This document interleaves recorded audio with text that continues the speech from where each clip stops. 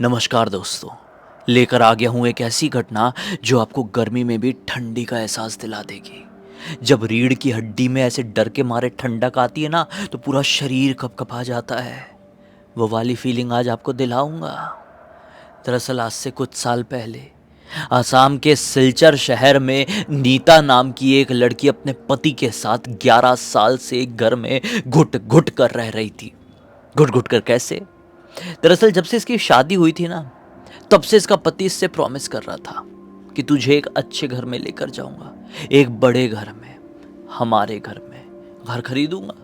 लेकिन इसका पति है कि कोई काम धंधा भी नहीं कर रहा था, घर खरीदना तो बहुत दूर की बात है। नीता ने बहुत टाइम तक ये कोशिश करी कि मैं बच्चा नहीं करती हूँ, नहीं करती हूँ, नहीं करती हूँ, नहीं करी।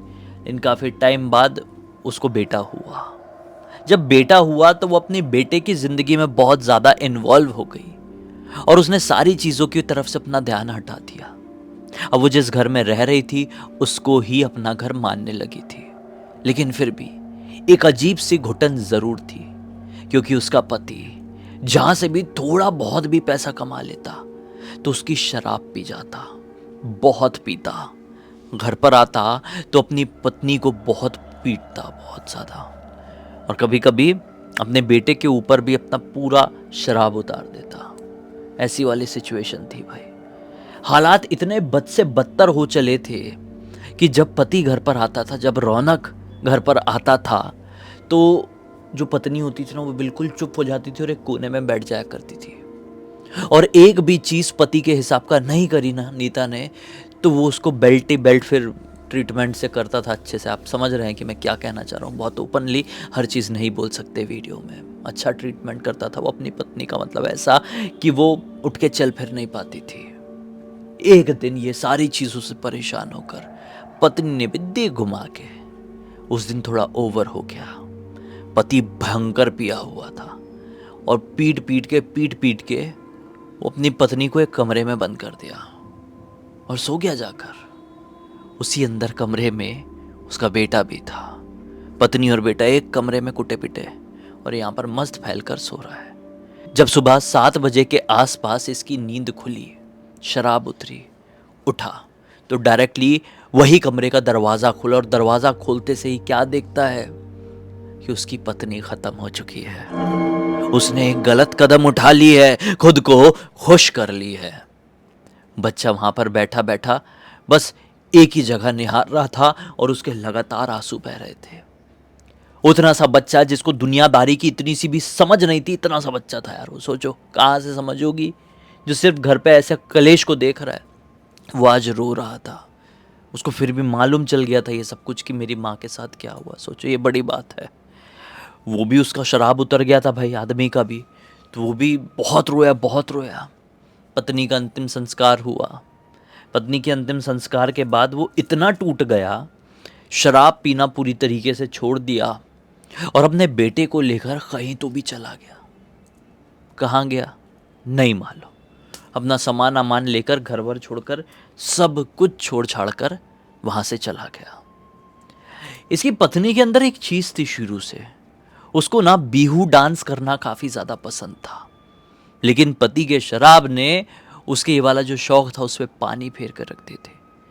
कभी कभी लड़की का मूड ठीक रहता था, मतलब नीता का मूड ठीक रहता था, तो वो नाचती थी अकेले में बिहू पे। खुद ही गाती थी, खुद ही धुन निकालती थी मुंह से और नाचती थी। और उसका बेटा था, उसको ये सब कुछ देखने का ना बहुत ज़्यादा शौक़ था। उसको बहुत अच्छा लगता था अपनी माँ को खुश नाचता हुआ देखकर। उसका एक सपना था, एक बार बिहू ड्रेस पहनकर खुलकर नाचना चाहती हूँ, दुनिया वाले मुझे देखें और ज़ोर ज़ोर से ताली बजाएं। लेकिन बेचारी का, नीता का ये सपना एक सपना ही रह गया। क्या था फिर, पति भी चला गया बच्चे को लेकर। फिर काफ़ी टाइम बाद, काफ़ी साल बीत गए, उस घर में कोई और रहने को आया। काफ़ी टाइम तक तो कोई नहीं रहा, लेकिन लगभग 1 दशक बाद वहाँ पर एक परिवार आया। एक अच्छी खासी बड़ी फैमिली, एक जॉइंट फैमिली वहाँ पर रहने लगे। शुरुआती कुछ दिन तो बहुत अच्छे से बीते। अब जो ये घर था जहाँ पर ये सब कुछ हुआ है और ये नई फैमिली रहने के लिए आई है, उस घर के सामने, उसी घर के प्रेमाइसेस में, मतलब सामने की तरफ आंगन में ही एक बड़ा सा आम का पेड़ था। उस आम के पेड़ में ना बहुत सारे आम फलते थे समय समय पर, जब भी उनका समय आता था अच्छे आम फलते थे। इस परिवार में एक अनूठी नाम की लड़की थी। अब ठीक है, ये नया परिवार इस घर में रहने के लिए आ चुका है। अनूठी नाम की लड़की को आम खाना कतई पसंद नहीं था। घर के सारे सदस्य जब भी मौका पड़ता था आम तोड़कर खाते थे, लेकिन अनूठी कभी भी नहीं। लेकिन एक साल की बात है, अच्छे आम फले थे। घर वाले मस्त कैरी काट काट के, कैरी समझते ना, कच्चा आम काट काट के उसमें नमक लाल मिर्च लगा के ऐसे चाव से खा रहे थे। अनूठी का बहुत ज़्यादा मन किया। वो फिर भी अपने घर वालों को नहीं बोल पाई कि आम खाने का मन कर रहा है, क्योंकि थोड़ा ऑकवर्ड हो जाएगा ना। मुझे सोचेंगे मैं तो बताती थी कि बड़ा आम नहीं खाती है, आम खाना अच्छा नहीं होता है, मुझे नहीं खाना है आम, और अभी मैं मांग ली आम, तो थोड़ी बेइज्जती या ऑकवर्डनेस हो जाएगी ना। इसलिए उसने किसी से आम नहीं मांगी और सोची घर के सारे लोग जब सो जाएंगे तब आम तोड़ने के लिए जाऊंगी। हमारे ही घर के आंगन में तो है। मकान मालिक नीचे रहते हैं, लेकिन अभी कुछ टाइम से बाहर गए हुए हैं। तो घर पे रात के लगभग 12:30 के आसपास सभी लोग गहरी नींद में सो चुके थे। अनूठी उठी, आम के लालच ने उसे बाहर लेकर गया और मस्त पत्थर मार के 2-4 आम तोड़ी, उठाई और अंदर अपने कमरे में आ गई। कमरे में आई तो सोची मैं भी वैसे ही काट के खाती हूँ जैसे घर के सारे लोग खा रहे थे, नमक मिर्च लगाकर। अब किचन में गई, आम काटी रही थी कि उसकी दादी की किसी वजह से नींद खुल गई। शायद वॉशरूम की तरफ जा रही होगी दादी। अभी कुछ टाइम पहले की बात है ये वाली, अनूठी वाली, ये लगभग समझ लो आप हफ्ते भर पहले की बात होगी। तो दादी वॉशरूम की तरफ जा रही थी। दादी जाती जाती रुकी, बोली अरे अनूठी, इतनी रात गए तू क्या करी? आम? तू आम कैसे खा सकती है, आम क्यों काट रही है? बोली दादी किसी को बोलना मत, मेरा बहुत मन कर रहा था, सब लोग हंसेंगे करके। दादी बोलती है कि पागल है क्या, इसमें हंसने वाली क्या बात है, ला मैं काट कर दे देती हूँ। दादी ने इसको आम काट कर खिलाई। ये अजीब सा बिहेव करने लगी यार, 2 पीस खाने के बाद अजीब सा बिहेव, जैसे कि उसको आम से एलर्जी होगी। पूरे शरीर में ऐसे ज़ोर ज़ोर से खुजली करने लगी, अजीब सी खुजली करने लगी। दादी ने बोली कि अरे कैसा कर रही है तू, कुछ प्रॉब्लम हो रही तो जाके नहा ले, एक बार जाके नहा ले, गर्मी का टाइम है। इसने बोली ठीक है दादी मैं नहा कर आती हूँ। पता नहीं क्या हो रहा है, पूरे शरीर में ऐसा लग रहा है चींटियाँ काट रही है, चींटियाँ दौड़ रही है, कुछ तो अजीब सा हो रहा है। वो नहाने के लिए बाथरूम में गई। आधे घंटे हो गए, 1 घंटे हो गए, बाथरूम से बाहर ही नहीं निकली। शॉवर चलने की सिर्फ आवाज़ आ रही है, लेकिन अनूठी बाहर नहीं आ रही है। दादी को चिंता हुई यार, लगभग 1 घंटे बीत गए हैं, क्योंकि पहले टेंशन आ गई थी उनको कि वो ऐसी खुजली कर रही थी तो पूरी लाल पड़ गई थी। क्या हो गया अनूठी, दरवाज़ा खोल, 1 घंटे हो गए, तू अंदर कर क्या रही है, बहुत रात हो गई, बाहर निकल। सिर्फ शौहर की आवाज़ आ रही है, अनूठी बाहर आ ही नहीं रही है, आ ही नहीं रही है। दादी को टेंशन हुआ, दादी अनूठी की मम्मी के पास गई, उनको उठाई, अरे देख बहू मेरी पोती को क्या हो गया है, कैसा कर रही है अनूठी? उठी, उसकी मम्मी, अनूठी की मम्मी उठी, बाथरूम में आई, दरवाज़ा खटखटाई, नहीं खोली नहीं खोली। अब दादी और मम्मी मिलके ज़ोर ज़ोर से धक्का मारे, मम्मी ने जैसे तैसे करके, और दीदियाँ भी आ गई, इसकी 2 दीदियाँ थी, अनूठी की 2 बहनें, इन लोगों ने दरवाज़ा खोल दिए। आदमी लोग सो ही रहे थे, आदमी लोगों को उठाना किसी ने ठीक नहीं समझा। सब लोग अंदर आए तो अनूठी शॉवर चल रहा है और ज़मीन पर बस ऐसे बैठी हुई है, ऐसे मतलब सिमट कर बैठी हुई है, अजीब सी, ऐसे जो ऐसे करके नहीं बैठते कैसे, और एक ही जगह पर देख रही है। बोले अनूठी अनूठी क्या हो गया? शॉवर बंद किए, टॉवेल उसको उड़ाए, थोड़ा पूछे उछे, चल बाहर चल, क्या हो गया तुझे? अनूठी कुछ जवाब नहीं दे रही है। दरवाज़ा बंद किया गया, उसको कपड़े वपड़े पहनाए गए, कुछ भी रिएक्ट नहीं। बोले ठीक है, दादी ने बोली कुछ अजीब सा इसको लग रहा होगा, मैं थोड़ा सा इसको मन में अच्छा लगे, सब कुछ पॉजिटिव रहे, मैं हनुमान चालीसा गा देती हूँ। तो दादी कपड़े वपड़े उसको पहना दिए थे, घंटी बजा के हनुमान चालीसा पढ़ने लगी। अब जितने मर्द लोग घर पर सो रहे थे, मतलब अनूठी के 2 भाई, उसके पापा, वो जाग गए, अरे क्या हो गया, घंटी वंटी इतनी रात गए, 3 बजे के आसपास का समय हो रहा है, घंटी वंटी क्यों बज रही है? आए अनूठी के कमरे में, बोले अनूठी ठीक तो है ना? बोले नहीं नहीं ठीक नहीं है, हनुमान चालीसा कंप्लीट हुई। फिर अनूठी को लेटा दिए, सोचे कि ये सो जाएगी। सब अपने अपने कमरे में गए, दादी ने सबको बात बताई कि हुआ क्या है। ठीक है भाई, सबको लगा कि रात गई बात गई वाली सिचुएशन हो जाएगी। अगले दिन उठी तो अनूठी अनूठी जैसी नहीं, अजीब सा बर्ताव करती, अजीब सी बातें बोलती। अजीब सी बातें मतलब बिल्कुल डिफरेंट आवाज़ में, एक औरत की ही आवाज़ में कहती कि मुझे बिहू ड्रेस चाहिए, मुझे बिहू ड्रेस चाहिए, मेरे बेटे से भी मिलना है, बिहू ड्रेस दिला दो, मेरे बेटे को बुला दो। अब इतनी सी लड़की का कौन सा बेटा? अरे 19 साल की लड़की थी, कहां से बेटा आ जाएगा? और बिहू ड्रेस, बिहू के डांस की इतनी सी भी इसको जानकारी नहीं थी, तो ये ड्रेस क्यों मांग रही थी? घर वालों को इसका व्यवहार बड़ा अजीब सा लगा। उसी शाम को जब सारे लोग अपने अपने काम में व्यस्त थे, तो उसे कमरे से कूदने कादने की आवाज सुनाई दी।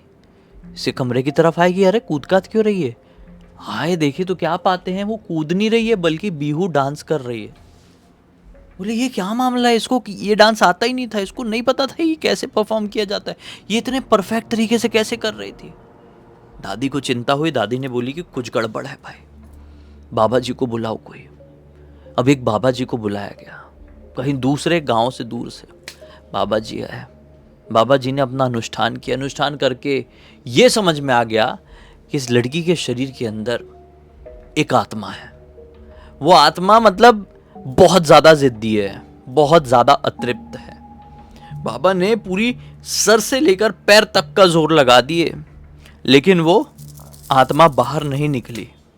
जवाब में सिर्फ यही बोलती कि मुझे बिहू ड्रेस दिला दो, मेरे बेटे से मिला दो, वरना मैं इसको जिंदा चबा दूंगी। यही चीज रिपीट करे। तो ये चीज सुन के दादी डर गई अनूखी की कि भाई हमारी इतनी सी पोती है, उसने करी क्या है, किसी का क्या बिगाड़ी है, बाबा क्या करना है? तो बाबा ने बोले एक काम करो, एक अच्छी वाली बिहू ड्रेस खरीद कर लेकर आओ। बिहू ड्रेस खरीद कर लेकर आ गए, उसे पहन ली और पहन के दूसरे कमरे में जाके पहनी। उसका दिमाग मतलब इतने सेंस में है कि नहीं है पता नहीं, उसके साथ हो क्या रहा है किसी को समझ में नहीं आया। ड्रेस पहन ली और आके वहीं पर बैठ गई और जोर जोर से रोने लगी। लगभग 15 मिनट तक रोती रही। बाबा पूछ रहे हैं, लोग पूछ रहे हैं, परिवार के लोग, लेकिन कुछ जवाब नहीं दे रही है, सिर्फ रोई जा रही है, रोई जा रही है। वो उसकी मम्मी आई, बेटा क्या हो गया, क्यों रो रही, इतना देर हो गया। ऐसे उसको ऐसे सीने से लगाने के लिए आई तो मम्मी को जोर से धक्का दे दिए। तुम लोग क्या मजाक बना कर रखे हो? मैंने जब तुमसे 2 चीजें मांगी थी तो एक चीज पूरी क्यों की है? दूसरी चीज कहाँ है? मेरा बेटा कहाँ है? अब घर वालों को क्या पता कौन से बेटे की बात चल रही है, क्या बेटा बेटा क्या कर रही है? घर वाले पूछ पूछ के परेशान, कौन है तुम्हारा बेटा, कैसा दिखता है? अरे मेरे जैसा दिखता है मेरा बेटा, मेरे जैसा लेकर आओ, वरना इसे जिंदा चबा दूंगी, किसी को नहीं छोड़ूंगी। फिर टेंशन में कि करें तो करें क्या भाई, कहां से बेटे को लेकर आए? बाबा ने बोले कि उसके बदले तुझे जो चाहिए तू बोल, तुझे देंगे। किसी भी तरह का अगर तुझे अपने ऊपर चढ़ावा चाहिए तो हम तैयार हैं। लेकिन कौन बेटा, कहां का बेटा? बोलते मुझे भी नहीं पता मेरा बेटा कहां है, बस मेरे जैसा दिखता है, लेकर आओ। कहां से लेकर आए? बाबा बोले कि देखो भाई पता था लगाओ किस बेटे की बात करें, आप ही लोग देखो, अब मैं चलता हूँ। बाबा चले गया, बिहू की ड्रेस मिल गई, अब वो वही पहन के रहती है। 1 हफ्ते से लगभग ज़्यादा 8-10 दिन का समय हो गया है, एक ही कमरे में बैठी रहती है, ना कुछ खाती है ना कुछ पीती है। मेरा बेटा बुला दो, मेरा बेटा बुला दो करके कभी भी रोना शुरू कर देती है। शुरू कर दे तो 1-1 घंटे तक रोई रही है। उसका रवैया समझ में ही नहीं आ रहा है भाई, आज भी उसकी वही कंडीशन है। इस पूरी घटना की जानकारी कोई नॉर्मल व्यक्ति ने नहीं, ये ऐसे ही सुना दिया हमको नहीं। इनके घर के बाजू में ही रहता है एक लड़का जिसका नाम पिंकू है, उसने लिख कर भेजा, बोला भाई पूरे आधे शहर को पता चल गया ये कांड, पूरे मोहल्ले को मालूम है कि उनके घर पे ये चल रहा है। किसी से बातचीत नहीं होती, लोग उसके घर पर भी जाने से डरते हैं। कौन सा बेटा कहाँ से लेकर आए, क्योंकि ये जो कहानी है, जो कांड है, जो मैंने स्टार्टिंग में बताया था, नीता उसके पति रौनक और उसके बेटे की, वो काफ़ी साल पहले हुई थी। अब वो रौनक अपने बेटे को लेकर कहाँ गया है, वो जिंदा भी है कि नहीं, कि इस कंडीशन में किसी को नहीं पता, कहाँ से लेकर आए। घर वाले एक्सेप्ट कर चुके हैं कि कुछ दिन में मर जाएगी अनोखी, एक्सेप्ट। वो एकदम सूख के कांटा हो गई है, 25-26 किलो का वजन रह गया होगा उसका। बताओ, रोज भगवान से प्रार्थना करते कि भगवान आप ही कुछ कर दो, लेकिन हालत बद से बदतर होती जा रही है। क्या ही कर सकते हैं, सब मिलके प्रार्थना ही कर सकते हैं कि बेचारी इस लड़की ने कुछ नहीं बिगाड़ी है। अगर कोई अतृप्त प्रेत आत्मा उसके शरीर में आ गई है, उसको जकड़ ली है, तो वो आत्मा को शांति मिल जाए। उस आत्मा को शांति मिलेगी तो वो लड़की भी बच जाएगी, उसकी जान बच जाएगी और एक परिवार वापस से खिल उठेगा। सभी लोग कमेंट सेक्शन में अनूखी के लिए प्रार्थना ज़रूर करें। तो बस अब तक इस वीडियो को देख लेते तो लाइक ज़रूर कर देना, चैनल को सब्सक्राइब भी कर देना, और इंस्टाग्राम और हमारी वेबसाइट की लिंक डिस्क्रिप्शन बॉक्स में मिल जाएगी। इंस्टाग्राम में आपके पास ऐसी कोई घटना कहानी तो लेके भेज सकते हैं, हमारी वेबसाइट में आके हमारे प्रोडक्ट और सर्विसेज चेकआउट कर लेना। अगर वो ऐसी कुछ चीज़ें धारण की रहती है अनोखी, तो ऐसी अतृप्त आत्मा से बची हुई रहती, तो ये सारी चीज़ें हमारी वेबसाइट में मिलती है। आप सावधान रहें, सतर्क रहें। बाकी चलो कल फिर से मिलते, तब तक के लिए बहुत बहुत धन्यवाद। आपका दिन शुभ हो।